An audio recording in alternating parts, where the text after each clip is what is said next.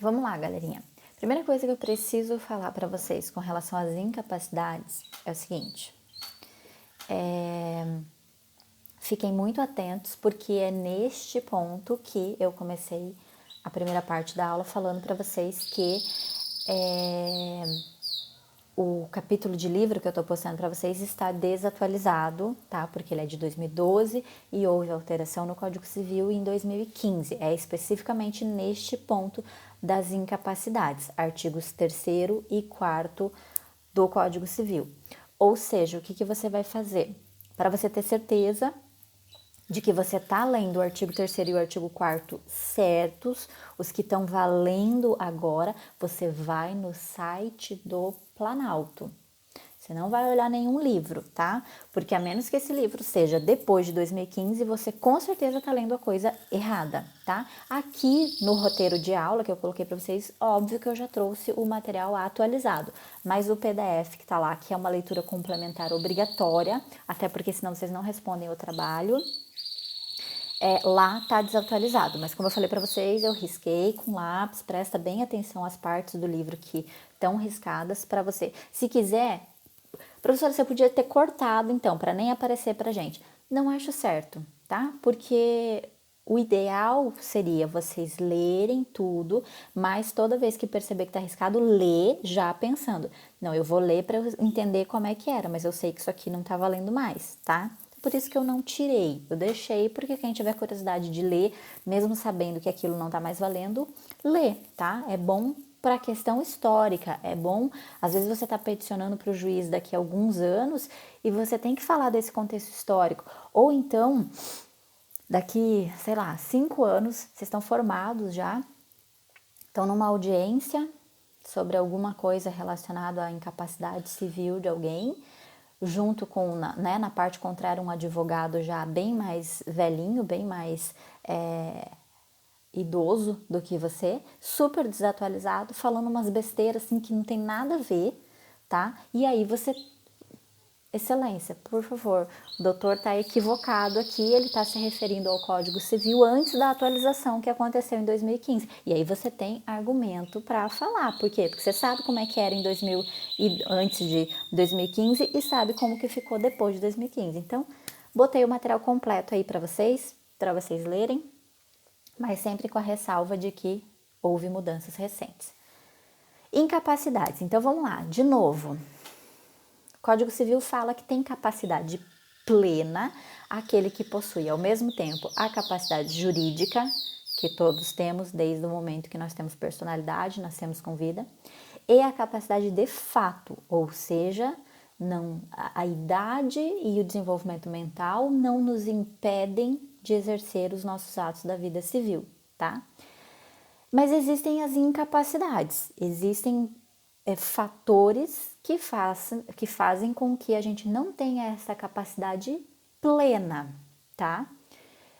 Estas incapacidades são divididas em 2 grupos. A incapacidade absoluta, aquilo que torna a pessoa completamente incapaz, absolutamente incapaz, e as incapacidades relativas, aquilo que faz assim, ele tem um pouco de capacidade e um pouco de incapacidade, é relativamente incapaz, tá? E é disso que nós vamos falar.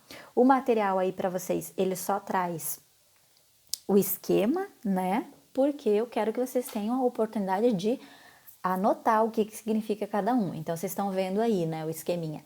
Incapacidades, absoluta, relativa e as 5 caixinhas embaixo de cada uma. A partir de agora, eu falo, vocês anotam o que significa cada uma delas, ok?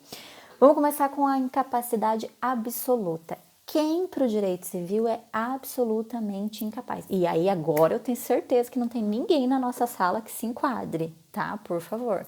Menos de 16 anos. Aí eu acho que nenhum de vocês é menor de 16 anos. Uma coisa importante, como a gente vai falar de idade, minha mesa está balançando. Como a gente vai falar de idade, a gente vai falar aqueles que têm menos de 16, aqueles que têm menos de 18, aqueles que têm mais de 18. Você, pelo amor de Deus, você anota isso que eu vou te falar. você nunca mais na tua vida você vai repetir a expressão de menor. Nunca mais. Por favor, tá? Gente, é errado e é feio, tá? Nós, operadores do direito, não falamos de menor.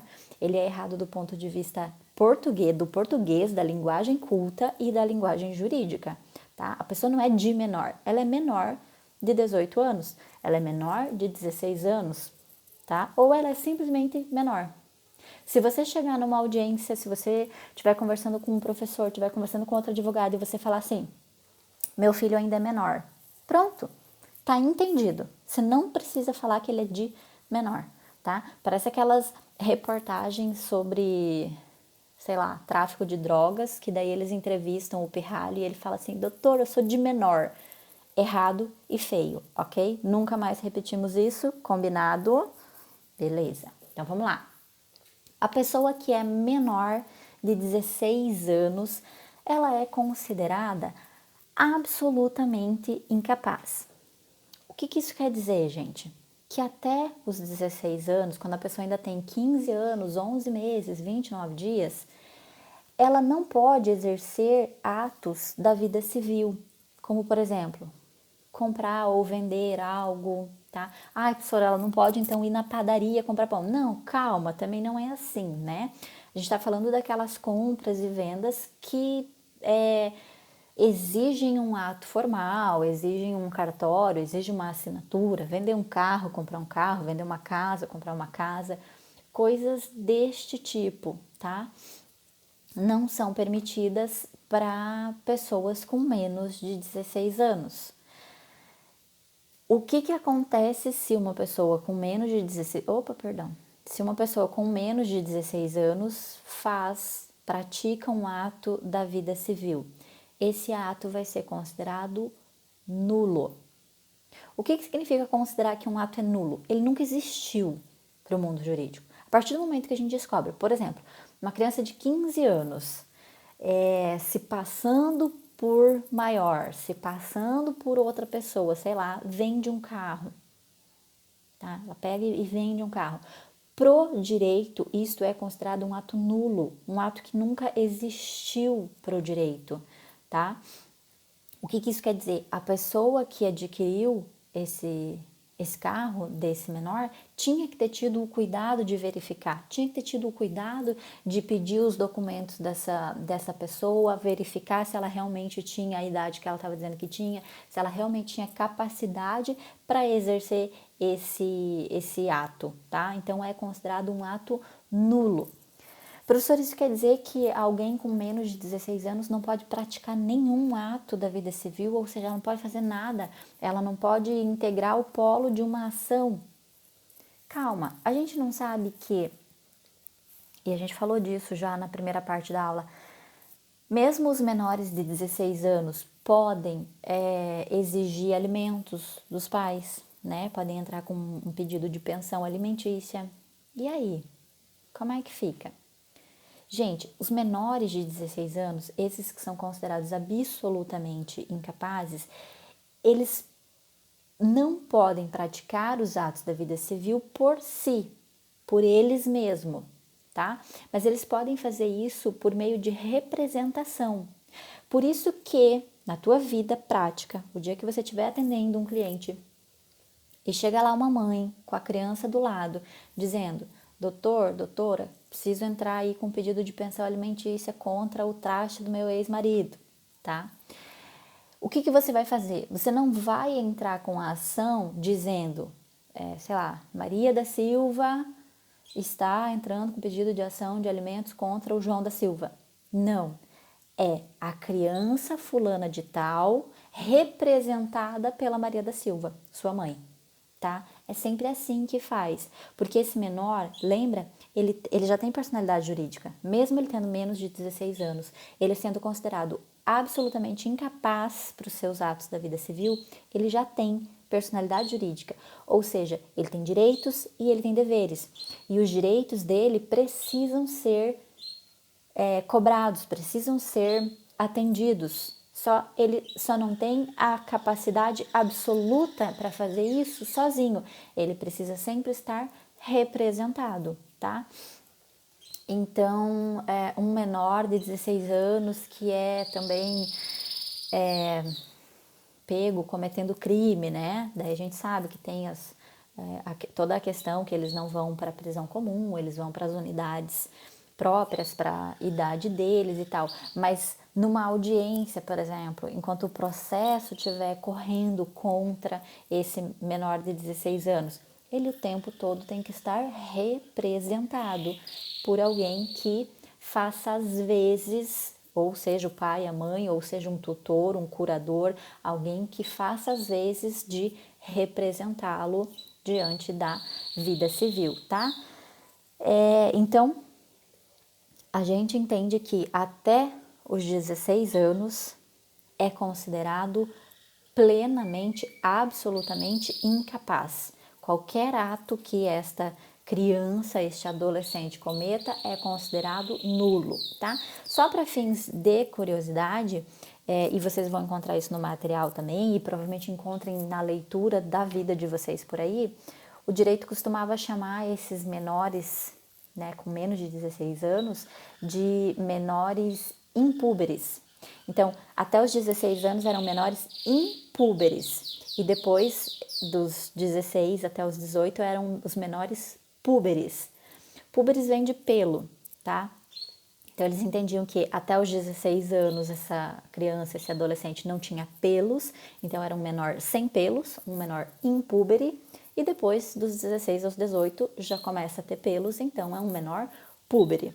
Enfim, isso mudou, a gente sabe que as crianças já têm pelo bem antes disso, mas tá entrando em desuso. Eu, quando fiz faculdade, ouvia muito falar em menor púbere e menor impúbere. Hoje em dia já não se fala muito disso, tá? Mas só para fins de curiosidade, até porque se vocês estiverem lendo e encontrarem menor impúbere, o que é isso? Menos de 16 anos. Menor púbere, entre 16 e 18, tá? Na Alemanha, essa incapacidade absoluta é até os 7. Então vejam que é bem diferente, né? A gente considera que até os 16, aqui no Brasil, ele é absolutamente incapaz. Na Alemanha, filho, passou dos 7, já começa a ter capacidade civil, sim, já começa a ter que responder algumas coisinhas, sim. Na Argentina é até os 14, tá? E na França isso não existe, não ficou determinada uma idade, fica a cargo do juiz, ali num caso concreto, ter que decidir essa criança já tinha capacidade para distinguir o que ela estava fazendo, sim ou não, e aí determinar se ela tem capacidade absoluta ou não, tá? Então, incapacidade absoluta, quem tem menos de 16 anos. Agora vem as capacidades relativas, tá? Que é, como eu falei para vocês, um pouco ele não tem capacidade, mas um pouco ele já começa a ter, então a gente já tem que analisar com um pouco mais de calma o que ele pode, o que ele não pode fazer. Quem são? Entre 16 e 18, porque a partir de 18, como a gente falou, capacidade plena. Mas entre 16 e 18 há uma capacidade relativa. Ébrios habituais viciados em tóxicos, já vamos falar sobre isso. Aqueles que não conseguem exprimir sua vontade, seja por um tempo determinado ou permanentemente. E os pródigos, vamos falar de todos eles, fiquem calmos. Então, entre 16 e 18 anos, a gente sabe que aqui no Brasil algumas coisas já dá para fazer, né? Então, por exemplo, já dá para votar, né? Para tirar o título de eleitor já pode. Não é obrigatório, mas já pode. Então já posso exercer aqui um direito meu da vida civil, né? Me considerar um cidadão porque eu voto. Mas não pode dirigir ainda, não pode comprar e vender uma casa, não pode casar, não pode, quer dizer, já pode casar, já vou contar para vocês que a partir dos 16 já pode casar, até os 16 não pode casar, tá? Aqui no Brasil. A partir dos 16 pode, desde que seja assistido pelos pais. Gente, presta atenção, presta atenção. Lembra que eu falei para vocês que até os 16 anos, se essa criança ou esse adolescente precisa fazer um ato da vida civil, como por exemplo entrar com uma ação de pensão contra o pai, ela vai ser representado por alguém, geralmente pela mãe, tá? Então ele está sendo representado. O que isso quer dizer? Que esta pessoa responde em nome desse menor. Por quê? Porque ele tem 16 para baixo, ele tem menos de 16.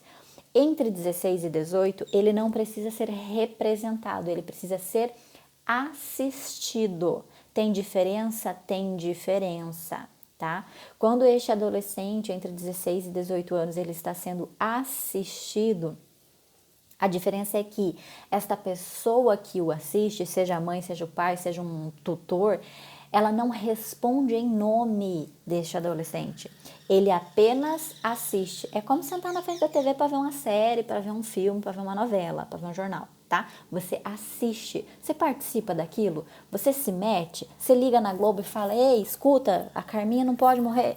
Não, você não se mete no que está acontecendo, você observa. Assim é entre 16 e 18 anos, tá? Este adolescente ele precisa ser assistido por alguém maior de idade, alguém que o represente, tá?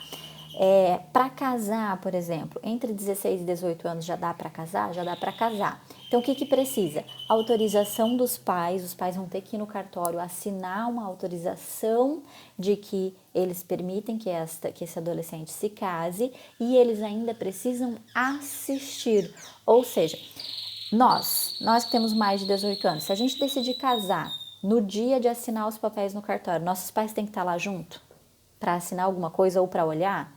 O juiz de paz que está lá fazendo o casamento vai perguntar para você: escuta, cadê seu pai, cadê sua mãe? Eles estão aqui olhando onde?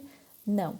Mas entre 16 e 18 anos isto é obrigatório, porque os atos que este adolescente faz precisam ser assistidos por alguém que os represente, que cuide deles, que tenha exerça algum poder sobre este adolescente. Poder no sentido de cuidado e tudo mais, tá?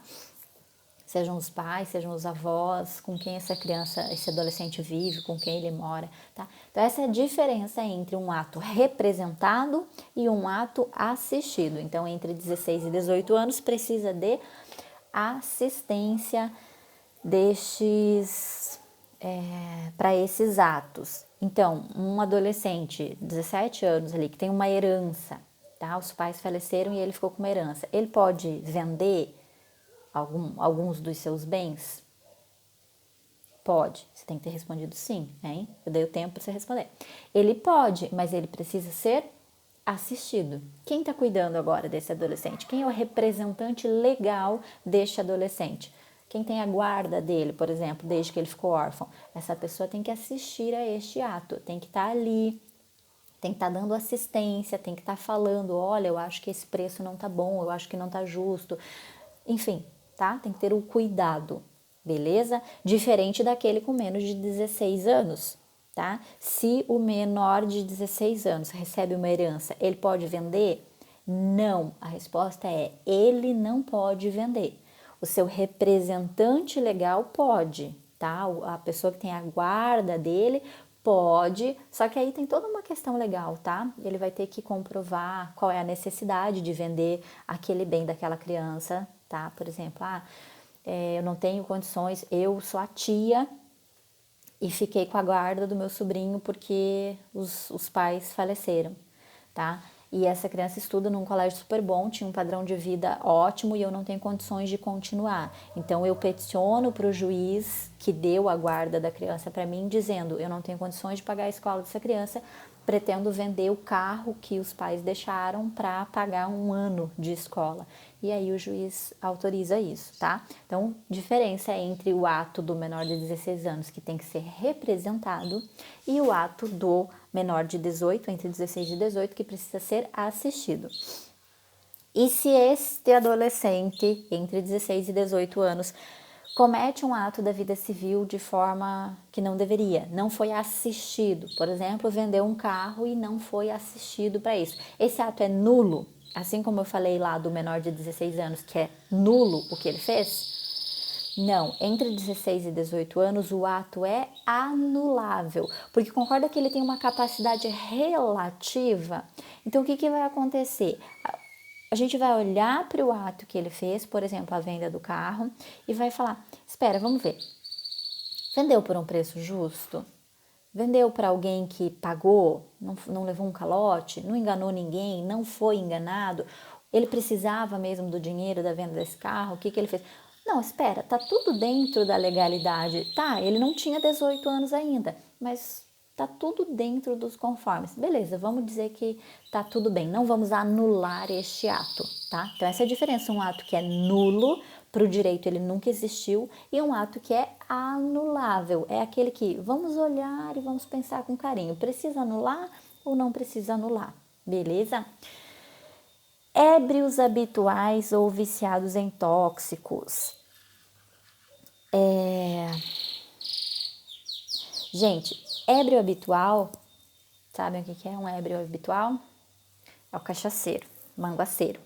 Mas calma, Soro, meu tio bebe todo fim de semana. Não, não é desse que a gente está falando, tá? Ah, meu primo fuma umas ervas lá todo fim de semana. Não, não é desse. Para ser considerado um ébrio habitual, é aquela pessoa realmente considerada um alcoólatra, tá? Antigamente a gente até usava no Código Civil a expressão alcoólatra, mas não usamos mais. Ébrio habitual agora.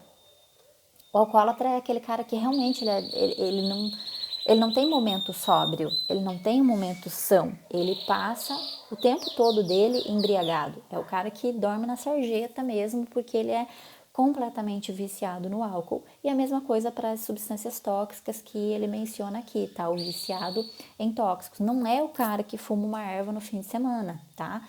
É o cara que vive sob efeito de drogas, tá? É aqueles caras lá na Cracolândia, é desses que a gente tá falando, tá? Concordam comigo que essas pessoas não têm mais capacidade de discernimento sobre o que elas estão fazendo? Mas concorda comigo que também elas podem se recuperar? Por isso que a gente não considera elas absolutamente incapazes, porque a qualquer momento elas podem conseguir se recuperar. A gente tem que ter fé na humanidade, né? Tanto um alcoólatra como um viciado em drogas, né, com força de vontade, auxílio e tudo mais, a gente sabe, eles podem conseguir se recuperar. Então a gente não pode dizer que eles são absolutamente incapazes, eles são parcialmente incapazes, são relativamente incapazes, tá? Nesse caso, para considerar que os atos que eles cometeram, que vamos supor, um cara com grana, de família boa, mas que entrou para o mundo das drogas completamente viciado. A gente sabe aí de alguns artistas nessas situações, né? O cara tem grana, mas é completamente viciado em drogas. Dá pra gente anular algum ato que ele faça, por exemplo, começar a vender o patrimônio que ele tem para poder consumir tudo em drogas? Sim, dá para anular os atos dele, mas isso depende de perícia, tá? Diferente ali do entre 16 e 18 anos, que não precisa de perícia, precisa só da certidão de nascimento dele para comprovar. Os ébrios habituais e os viciados em tóxicos precisam de perícia para comprovar que realmente... Porque senão o que acontece? O cara só fuma umas maconha de vez em quando, só cheira uns pó de vez em quando. Aí vende lá uma casa da família que valia R$ 1 milhão, ele vende por R$ 100 mil só para poder consumir as drogas dele. Depois ele corre no judiciário, quando volta, né, quando a mente dele está de volta no lugar, ele entra com uma ação contra a pessoa que comprou para dizer, eu quero anular esse ato, eu sou viciado em drogas e eu fiz aquilo sem saber o que eu estava fazendo porque eu era relativamente incapaz. Calma, vai passar por uma perícia, tá? Uma junta de médicos, psicólogos, psiquiatras, o que for necessário, vai dizer para o juiz se esse cara realmente é um viciado em tóxicos ou se ele só tinha consumido alguma coisa naquele fim de semana, estava bem louco e vendeu a casa por um preço que era muito inferior, tá? Então, para os ébrios habituais, alcoólatras e para os viciados em tóxicos, para que a gente anule os atos que eles cometam da vida civil, precisa de comprovação através de um laudo pericial dessa situação deles. Incapacidades transitórias, alcoolizado ou sob o efeito de drogas de forma eventual, tá? Então, o cara que bebe de vez em quando e que consome umas drogas de vez em quando, ele é considerado que ele tem uma incapacidade relativa, mas que é transitória, que só aconteceu durante aquele momento em que ele estava sob o efeito daquilo. Uma pessoa com atraso de desenvolvimento mental, tá? Então, por exemplo, hoje a gente sabe que já mudou muito, né? Mas as pessoas com Down, antigamente, elas eram consideradas absolutamente incapazes, tá? O código anterior dizia que eles eram completamente incapazes, porque realmente existia um mito de que essas pessoas não conseguiam desenvolver e tudo mais. A gente sabe que isso mudou e mudou muito. As pessoas com Down hoje têm um diploma universitário, estão entrando para a faculdade, estão vivendo muito mais do que viviam antigamente, se casam e têm uma vida social aí tranquila. Mas para alguns momentos eles são considerados relativamente incapazes, podem ser considerados relativamente incapazes, tá? De forma transitória. Então tem que ser analisado, tem que olhar o caso a caso. Uma pessoa que não ouve, uma pessoa surda, ela pode, vamos supor que, sei lá, uma votação por alguma coisa, estão fazendo uma votação, essa pessoa não ouviu absolutamente nada do que foi dito porque não tinha um tradutor, não tinha um intérprete de línguas ali para ele, para que ele entendesse o que estava sendo feito e ele vota em alguma coisa e na verdade ele é completamente prejudicado por aquilo. Calma, ele teve uma incapacidade transitória. Naquele momento ele estava incapaz de responder pelo que ele estava fazendo. Por quê? Porque ele não ouviu nada do que foi dito. A mesma coisa uma pessoa que não enxergue e de repente pede para ele assinar um documento dizendo para ele que é sei lá, o recibo do correio de que chegou uma encomenda dele e na verdade ele está assinando um testamento de que a hora que morrer deixou tudo pro vizinho, tá? Então, transitoriamente, naquele momento, devido a uma deficiência dele, ele não tinha condições de estar respondendo pelo que ele estava fazendo. Esses atos todos podem ser anulados. E o último caso de incapacidade relativa são os pródigos. Gente, vocês têm ideia do que é pródigo? Professora, a única coisa que eu sei sobre pródigo é o filho pródigo da Bíblia. Ótimo, já dá para você ter uma boa ideia do que é a definição de pródigo. O que acontece? Na história bíblica, esse filho, ele vai até o pai, eu não lembro os nomes dos personagens, tá? Ele vai até o pai e ele diz, eu quero ir embora, eu não quero mais trabalhar aqui com você, eu não quero mais ficar aqui, me dá toda a minha parte da herança que eu quero ir embora. O pai dele faz isso, antecipa para ele a herança, né, a parte que seria dele quando os pais morressem, e ele vai embora. Só que ele vai embora e gasta absolutamente tudo, fica sem nenhum real, fica na sarjeta mesmo, né? A história conta que daí ele vai trabalhar lá para um senhor e tem que comer a comida dos porcos, tem que comer lavagem, até que ele fala assim, não, espera, até os empregados do meu pai comem melhor do que eu tô comendo agora, eu vou voltar e vou pedir pro meu pai para eu ser empregado dele. E aí ele volta para casa e quando ele volta para casa, ele é recebido pelo pai com todo o carinho do mundo. O que acontece? A gente chama ele de filho pródigo. A gente tem uma interpretação equivocada de imaginar que, devido ao fato de que ele retorna e o pai recebe ele com muito carinho, pródigo é aquele que retorna para casa. Só que não é isso, tá? A história bíblica não está errada, mas a definição de pródigo é aquele que dilapida todo o seu patrimônio. É aquele que se desfaz do seu patrimônio. E foi isso que o filho pródigo fez. Ele pediu para o pai dele para adiantar a parte da herança dele e ele vai embora e ele gasta absolutamente tudo. Ele não pensa no futuro, ele não pensa no dia do amanhã, ele não pensa em comprar uma casa para ter onde morar, comprar uma propriedade para ele ter onde se sustentar, nem nada disso. Pródigo é essa pessoa que gasta absolutamente tudo o que ela tem.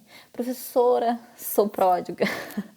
Tô gastando tudo no cartão de crédito, tô devendo na praça para todo mundo. Calma, não é assim, tá? Não chega a tanto. Para ser considerado pródigo, a pessoa tem que realmente perder a noção do que ela tá fazendo, tá? Ela tem que não só gastar mais do que ela ganha, como ela começa a vender tudo. Eu vendo o carro e eu gasto todo o dinheiro, eu não sei nem aonde. Sapato, roupa, maquiagem. Eu vendo a casa e eu não sei nem onde é que eu gasto o dinheiro. De repente eu tô sem ter onde morar e eu não sei o que eu fiz com o dinheiro e eu gastei tudo e tá? Isto é ser pródigo, tá? Isto também depende de laudo pericial, isso também depende de um psicólogo atestar, falar, olha, realmente essa pessoa, ela tá fora de si, ela perdeu completamente a noção de dinheiro, a noção de necessidades básicas e ela gasta tudo com coisas fúteis, coisas banais que não são essenciais para a sua vida. Aí a gente considera essa pessoa como pródiga, aí a gente, a partir do momento que tem essa confirmação de que ela é pródiga, ela se torna relativamente incapaz, ou seja, a partir de agora, se ela quiser vender alguma coisa, ela tem que estar assistida por alguém, alguém tem que estar acompanhando para ver se ela não está fazendo besteira, e os atos que ela comete, eventualmente sem assistência, podem ser anulados, tá? Então, essas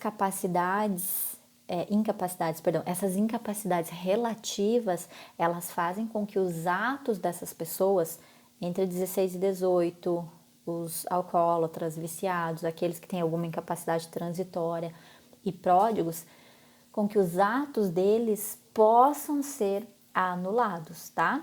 E alguns desses casos aqui também, gente, podem levar à interdição dessa pessoa, tá? Os pródigos podem ser interditados, os alcoólatras, os viciados em drogas podem ser interditados. Interdição é o quê? É quando alguém da família vem e interfere, entra com uma ação e fala: esta pessoa está completamente fora.